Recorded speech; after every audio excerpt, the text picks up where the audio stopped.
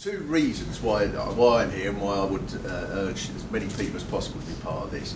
The first is the easy bit, is what's wrong.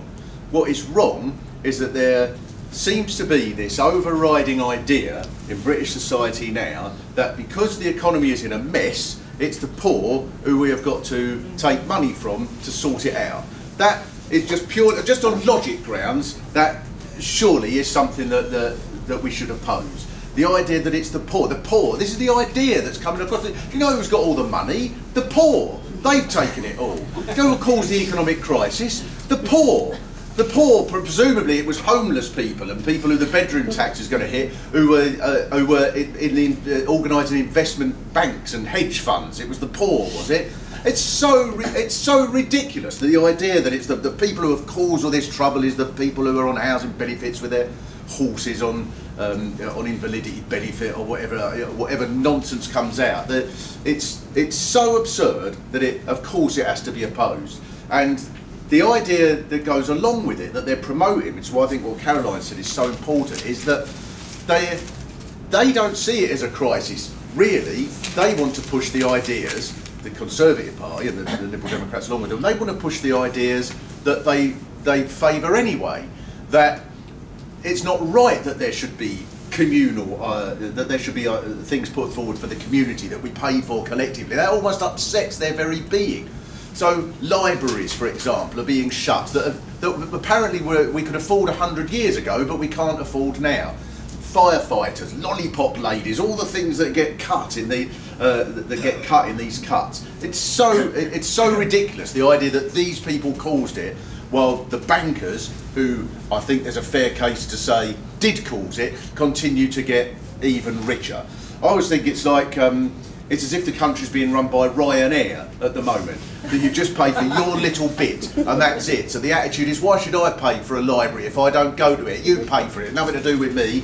Why should I pay for education? I'm not going to pay for a fire service. I'm not on fire. You pay for it. Carried down a smoky alleyway somewhere. That's nothing to do with me.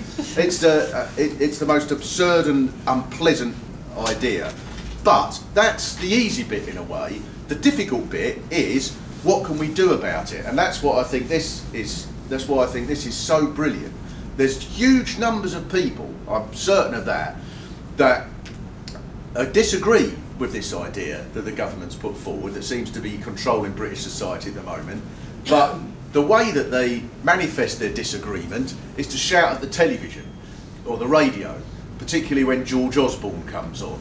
Probably one of the most poignant moments of the last couple of years politically was George Osborne getting booed at the Paralympics. That's a boo when he was actually there, so that was much healthier than just booing on the television. And yet that seems to be the idea of so many people, because, for two reasons I think. First of all, there has been an attempt to say there is no alternative to all these cuts. There's nothing you can do about it. You've got to accept it. It's the logic. And secondly, because there doesn't seem to be a force capable of bringing together everybody who can put their efforts into opposing them. Whenever there does seem to be a possibility of opposing them, such as Lewisham, I was on a demonstration in Lewisham against the closure of the local hospital, the community came out in extraordinary numbers. Probably half the local population supported the campaign against the cuts. So there, and certainly just from the initial sort of moments of this campaign, every time you put something on a website, every time somebody puts something out on Twitter, this huge number of people come back saying, this is brilliant, why hasn't there been anything like this before?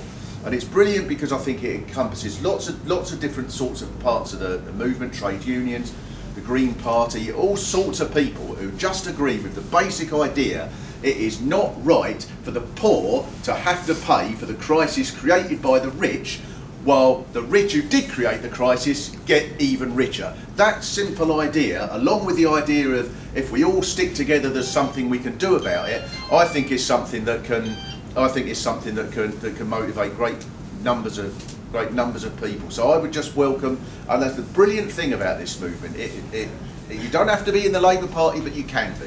You don't have to be in the Green Party, but you can be. You don't have to be part of any particular organisation against the cuts, but you can be. And as long as you agree with that basic idea that the poor shouldn't have to pay for the crisis the rich created, then you're not only welcome, I think it's Not only are you welcome to come along, I think it is imperative that you come along and play some small part at least, even if it's just writing a letter to the local paper, going to the meeting, doing something that means that instead of just screaming at the television, you'll be taking part in a genuine movement against this terrible, terrible injustice, and I think you'll also feel much better in yourself.